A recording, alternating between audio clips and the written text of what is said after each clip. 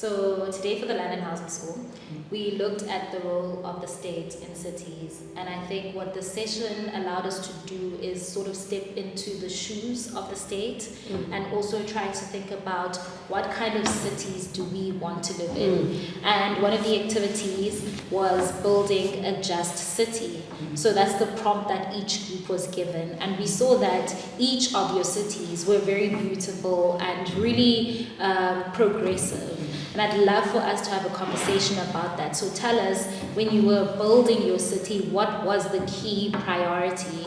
And I'm interested to also know, how was it similar to the current city that we live in, the city of Cape Town? So maybe for us to just touch on that, what you prioritized and how your city was similar, if it was similar at all, to the city of Cape Town.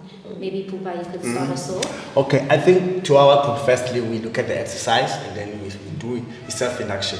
Like, who are you, where are you from? So that we understand when we start to do the exercise, who are we in the house? Then when we build this new city, we build it based on what people want.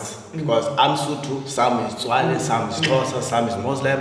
Then we say, okay, let's create a city that accommodates us as people that we want a new city, than the city that we know. In our group, we looked into those things so that we can look at how can we make sure that when we are saying we are building a city, let us build a city that unifies people. Let us build a city that is inclusive, that doesn't promote segregation. And even if we do have differences, let us find ourselves within those differences up until we perfect whatever it is that we want to achieve. So we wanted a community that could allow multiple voices to raise their concerns and have their concerns heard. So part of the ways that we feel like the youth can do that is because the youth is like the future of tomorrow. They're the ones that are gonna game change and everything. So we wanted an integration of the youth and like people that have been here for a long time, because their experiences shape how us as the youth can take forward and make action about it. The same youth that is supposed to be in these spaces having these discussions is the same youth that is going to be in parliament making policies, changing the way people live and hearing other people out. So our city, we call it a city of opportunity. Why?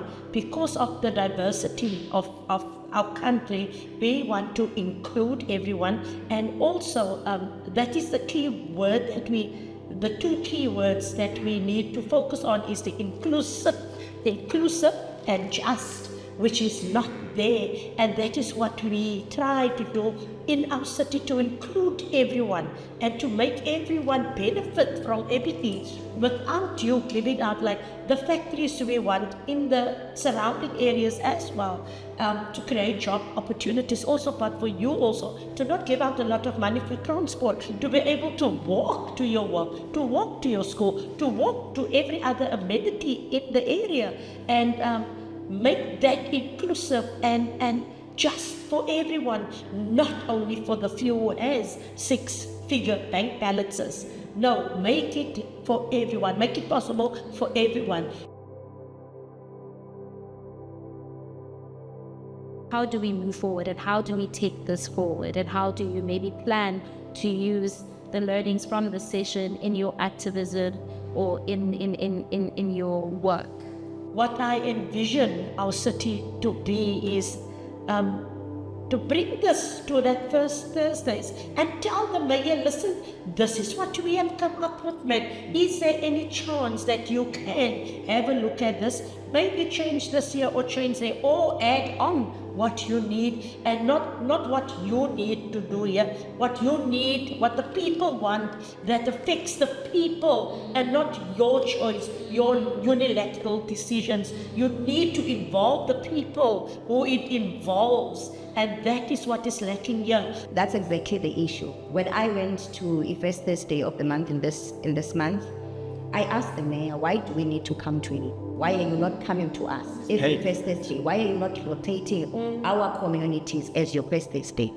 Because we are the ones that means the cities. We need to bring themselves so that we can discuss our issues where we are, so that you can even get an opportunity, if need be, to do walkabouts, so that you have a clear understanding of what we are talking about.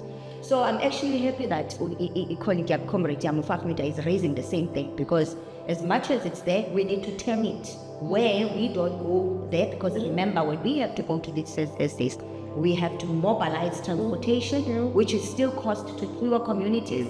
We have to mobilize people who have issues, but they have no means of getting there. Even the transport is there, but they have many issues at home. Imagine a mother that doesn't have that doesn't have a nanny, but have issues that they want to raise. Now, who's going to look after the child when that person is gone? Let the mayor come to them. I think it depends on ourselves as activists. How do we do it? And how do you utilize the space that is around?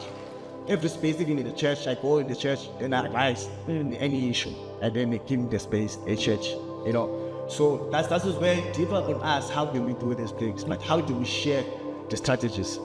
I think for me, it's to bring these conversations into the spaces that I'm in, academic spaces that I'm in, and with my friends and the people that I know, because I cannot wait until I'm 30 when I have to pay rent to actually just say, this is actually unfair. Why am I paying 3,000 rand or 5,000 rand in rent when there's a place that's paying 1,000 rand a year in rent? I think for me, it's having these conversations right now and bringing them in the spaces that I'm in. Thank you. Man. Thank you to you. Thanks to you. Until next time. Bye.